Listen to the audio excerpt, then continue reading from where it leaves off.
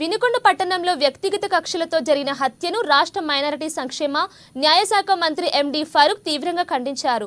ఘటనపై నిందితులు ఎంతటి వారైనా కఠిన చర్యలు తప్పవని రాష్ట్ర మైనారిటీ సంక్షేమ న్యాయశాఖ మంత్రి ఎండి ఫరూక్ అన్నారు. వినుకొండకు వచ్చిన ఆయన స్థానిక టీడీపీ కార్యాలయంలో విలేకరులతో మాట్లాడారు. వినుకొండకు చెందిన షేక్ రషీద్, జిలానీ ఇద్దరు వైసీపీ మారేనని, గతంలో ఇరువురి మధ్య జరిగిన ఘర్షణల పట్ల గత వైసీపీ ప్రభుత్వం చర్యలు తీసుకోకపోవడం, ఒక వర్గాన్ని ప్రోత్సహించడం వలన ఇటువంటి ఘటన జరిగిందన్నారు.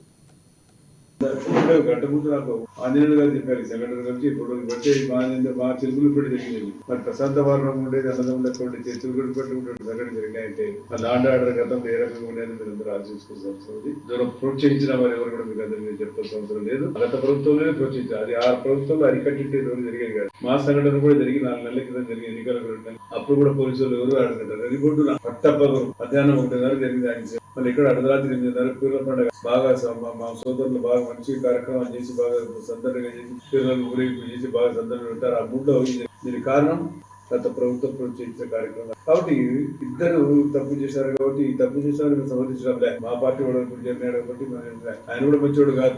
చట్ట ప్రకారం అతని మీద కూడా ఎవరైతే చంపినాడో వాని మీద కూడా యాక్షన్ తీసుకోవాల్సిన అవసరం ఉంది. తప్ప కూడా అతన్ని కూడా తెలుగుదేశం పార్టీ బాధ్యత, చంద్రబాబు బాధ్యత, తెలుగుదేశం